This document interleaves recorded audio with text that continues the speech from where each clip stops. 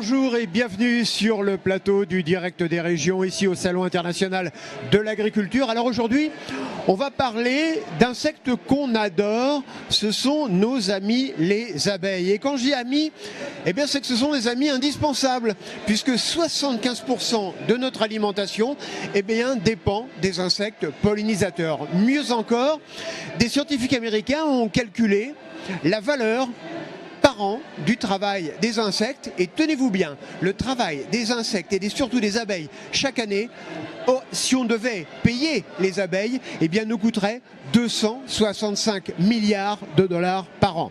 Alors, pour parler des abeilles aujourd'hui qui ont, malgré tout, il faut bien le reconnaître, aussi quelques problèmes, j'ai des invités avec moi qui sont des spécialistes dans leur domaine. Laurent Bourdil, bonjour Laurent. Bonjour. Alors, vous êtes président de l'Association nationale des agriculteurs multiplicateurs de semences oléagineuses. Précisez-nous ça. Tout à fait. En fait, nous, on s'occupe, les agriculteurs, on est 3000 adhérents et on multiplie à peu près 35 000 hectares par an, donc de colza, tournesol et soja et un peu de cameline dernièrement. Voilà. À vos côtés, Marie-Cécile Damave. Bonjour Marie-Cécile. Bonjour. Alors vous êtes responsable innovation et affaires internationales chez Agridé. J'allais dire, vous, votre travail, c'est de réfléchir au futur de l'agriculture. Oui, c'est ça. Agridé, c'est le think tank de l'entreprise agricole. Et en fait, notre vocation, en fait, c'est de réfléchir à qu'est-ce qui se passe demain, quelles sont les orientations stratégiques sur lesquelles éclairer les agriculteurs pour qu'ils puissent se saisir des opportunités. Et justement, on aura l'occasion de revenir avec vous sur la réalité, les besoins en matière d'agriculture et d'apiculture, parce que c'est vrai que le sort, j'allais dire, des abeilles et des agriculteurs est étroitement lié. Et puis Fabien Kouachi, bonjour Fabien. Bonjour. Alors vous êtes responsable du projet sensibilisation et opération de l'Observatoire français d'apidologie. C'est quoi l'Observatoire français d'apidologie ? Alors l'Observatoire français d'apidologie est une des principales ONG françaises, voire même internationale, qui œuvre depuis une grosse dizaine d'années à la préservation des abeilles, des pollinisateurs en général et évidemment de la biodiversité. Alors, on va commencer avec vous Laurent. Je disais que le sort des abeilles est lié au sort des agriculteurs. Les deux sont liés, hein, l'un ne va pas sans l'autre. J'irai même plus loin, parce qu'il n'y a pas deux personnes, agriculteurs et apiculteurs. Il y a aussi le semencier avec qui on travaille. Puis nous, on est agriculteurs multiplicateurs de semences. Donc un semencier nous donne une variété à multiplier qui est en fécondation croisée. On prend le pollen de la femelle, du mâle, on l'amène sur la femelle. Et donc de ce fait, on est en relation permanente avec les apiculteurs, puisqu'en moyenne, on amène entre 2 et 3 colonies par hectare de multiplication. Alors comment ça se passe les relations justement entre apiculteurs et agriculteurs, et parfois d'ailleurs sont les mêmes? En fait, les relations qu'on a, souvent elles sont historiques. Quand un apiculteur travaille avec un agriculteur multiplicateur, ça se fait dans la durée depuis des années. Mais j'ai pour mémoire qu'on avait mis en place avec l'ANAMSO et l'interprofession SEMAE, donc mis en place BIWAPI, c'est-à-dire une centrale de réservation où on mettait en relation les agriculteurs et les apiculteurs pour pouvoir donner les zones de production et les besoins, l'offre et la demande, pour les mettre en lien, puisque nous c'est un service de pollinisation, donc c'est facturé. Donc en fait, il y a à la fois de l'alimentation, puisqu'elles se nourrissent du pollen, mais il faut surtout le transport et la multiplication, ce qui est notre demande. Voilà. Et alors il y a aussi des discussions, par exemple, quand l'agriculteur commence à travailler sur ses parcelles, de prévenir les apiculteurs. Il y a des messages qui circulent. Alors tout à fait. Nous, par rapport à ça, en parallèle de ce BIWAPI, la centrale de réservation, on avait mis en place, et qui est toujours existante aujourd'hui, une charte de relations et de bonnes pratiques qui a été écrite avec les apiculteurs eux-mêmes et nous les agriculteurs, où chacun a donné ses engagements, le respect mutuel, c'est-à-dire que si on doit faire une application phytopharmaceutique sur notre parcelle, on prévient l'apiculteur pour savoir s'il veut fermer la ruche avant ou s'il veut la retirer, ou si on peut le passer la nuit si ça ne pose pas de problème pour lui. Et en fait, ça se fait intelligemment et surtout dans la sincérité entre les deux personnes. Marie-Cécile, vous qui observez le monde agricole, ces relations particulières entre agriculteurs et apiculteurs n'ont pas forcément toujours été aussi bonnes, hein. Aujourd'hui, on a vraiment l'impression qu'il y a eu un cap ces dernières années, une sensibilisation ces dernières années que vous observez à Agridé. Oui, exactement. Ces interdépendances, en fait, elles sont de plus en plus évidentes aujourd'hui entre les actions des agriculteurs et puis les impacts que cela peut avoir tout autour d'eux avec les autres opérateurs qui sont sur leur territoire. Et c'est pour ça que chez Agridé, on a travaillé sur le concept Une seule santé, One Health, qui en fait met en avant les interdépendances entre toutes les santé, tous les compartiments de la santé, donc des humains, des abeilles par exemple, des autres animaux, faune sauvage, ou faune d'élevage, évidemment la santé des plantes et puis la santé économique au bout de tout ça. Donc ce qui est important, en fait, on s'est rendu compte que finalement les agriculteurs, comme ils sont acteurs terrain au quotidien dans les territoires, mais finalement ils sont en quelque sorte garants de toutes les santé. Ils vont pouvoir impacter la santé des sols, la santé des plantes qu'ils cultivent, la santé des plantes qu'ils ne cultivent pas et qui sont autour, la santé d'insectes tels que les abeilles, de leurs animaux qu'ils élèvent, etc., etc. Et finalement, par ricochet, la santé des humains au bout du compte, à travers une alimentation d'une qualité nutritionnelle qui soit adaptée aux besoins des humains, mais aussi en quantité suffisante. On parle de sécurité alimentaire. Et puis aussi un impact sur la santé des humains à travers l'environnement et le soin qu'ils prennent à soigner l'environnement, c'est-à-dire la qualité des eaux, c'est-à-dire la biodiversité, c'est-à-dire le fonctionnement des écosystèmes pour finalement répondre à une santé humaine qui soit adaptée. C'était vraiment la crise Covid qui a révélé ces interdépendances entre santé des humains, de la biodiversité et puis la santé des animaux. Et puis on peut se dire que l'abeille, ça reste un bon baromètre. Quand on a effectivement des problèmes sur les abeilles, on sait que par ricochet, on risque d'avoir aussi des problèmes. Bien sûr. Et ce qui était intéressant dans l'intervention là qui vient de se passer, c'était que la prévention, en fait, se prévenir les uns les autres entre agriculteurs et apiculteurs. Attention, je vais faire ça. Et du coup, soyez prévenus par rapport à vos abeilles. Regardez comment réagir. Et ça, c'est une dimension qui est vraiment importante dans ce concept One Health, c'est pouvoir anticiper ce qui se passe et du coup peut-être croiser les bases de données, les plateformes de surveillance au niveau santé environnementale, humaine et puis animale notamment. Donc Laurent, vous êtes un peu les vigies de notre santé, hein. On compte sur vous. Oui, mais tout à fait. Mais en fait, je voudrais compléter ce qui a été dit. Quand on a fait notre charte de bonne pratique, on a mis 2 ans pour la rédiger, pour faire 10 pages. Mais c'est surtout qu'on a voulu respecter le travail mutuel de chacun.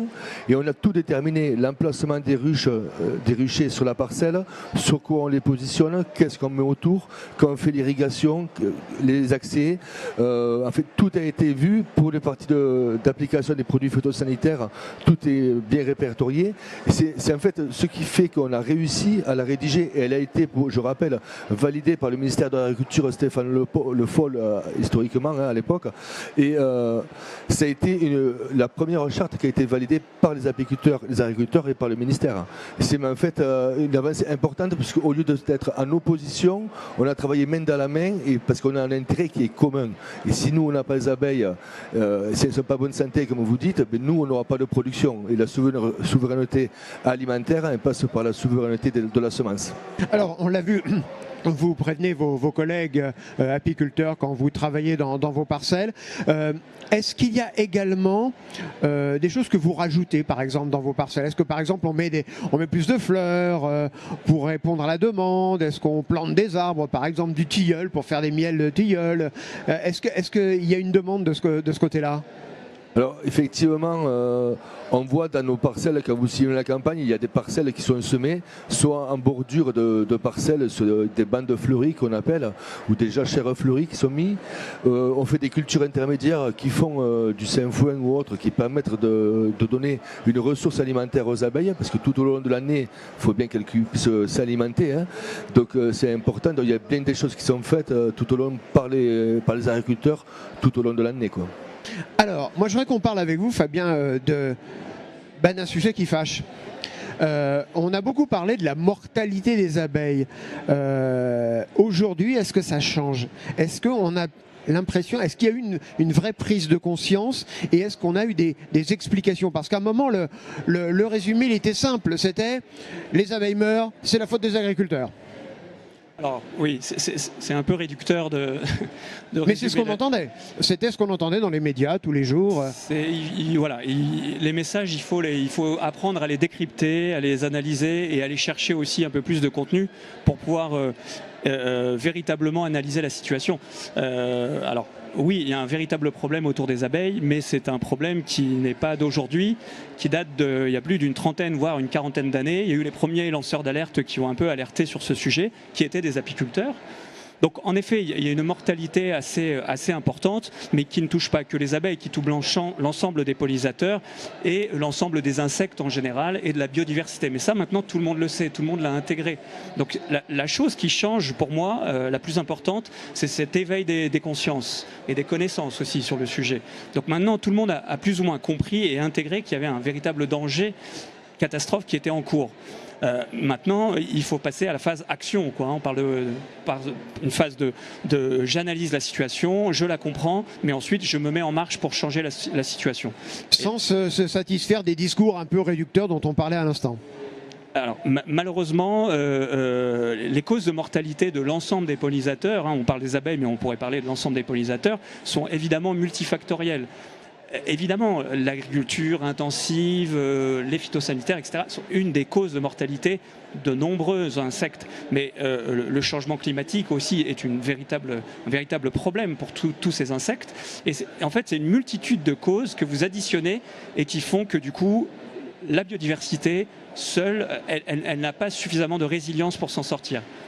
Et là, Marie-Cécile, hein, qu'on soit bien clair là-dessus, la mortalité des abeilles, ce n'est pas qu'une histoire de produits phytosanitaires.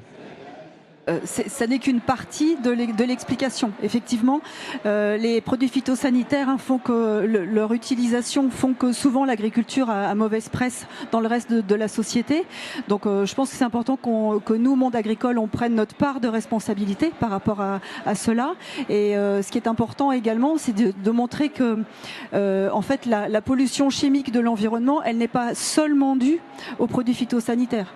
Dans la pollution chimique de l'environnement, on a aussi je sais pas, des microplastiques, des nanomatériaux. On a aussi des résidus de produits de santé humaine également, de médicaments humains qu'on retrouve dans l'environnement, dans les eaux en particulier.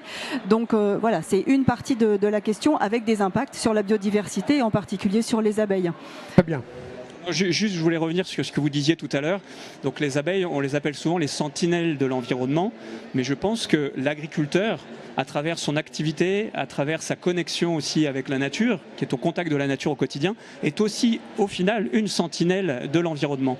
Et il faut avoir une vigilance accrue justement sur ces personnes, ces hommes, ces femmes qui travaillent au quotidien avec la nature. Il faut les écouter. Alors, moi, je voudrais... je voudrais rajouter par rapport au problème sanitaire, qu'on vient de dire, sous les abeilles, la mortalité qu'il y a pu y avoir avec un effet multifactoriel.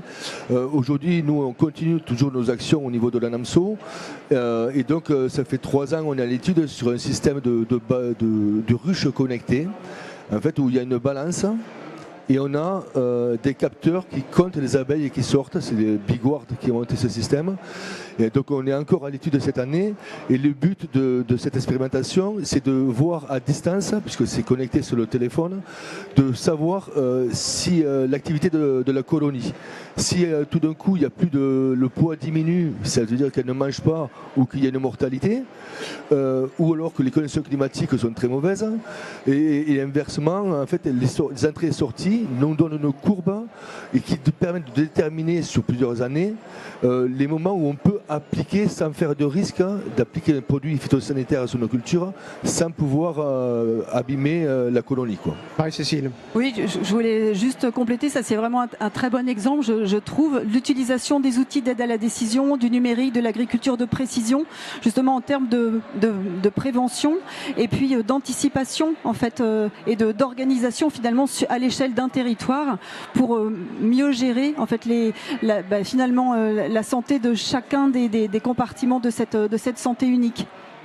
Je profite pour dire que cette ruche connectée que je viens de présenter sera présente sur le stand de SEMAE au Salon d'Agriculture de vendredi jusqu'à dimanche, jusqu'à la fin du salon.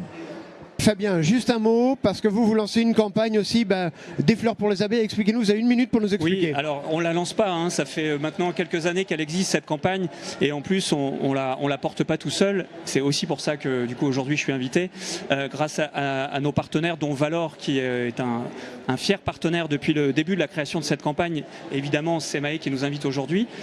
Nous on est parti du constat il y a quelques années que évidemment une des causes de mortalité des abeilles était aussi le manque d'alimentation. Donc là il y a l'alimentation, c'est des fleurs. Et grâce à ces petits sachets de graines qu'on distribue depuis maintenant une petite dizaine d'années, on touche à peu près 20 millions de personnes depuis le début de cette campagne. Et à travers ces petits sachets, en fait, on met massivement à disposition du grand public des graines de fleurs mellifères qui sont indispensables à l'alimentation des abeilles. Eh bien, ok. Alors ça, de toute façon, on retrouvera toutes ces informations sur le site de votre association. Moi, je vous propose maintenant de poursuivre cette émission, parce que puisqu'on parlait de santé, on va continuer dans notre rubrique « Faites pousser les idées ».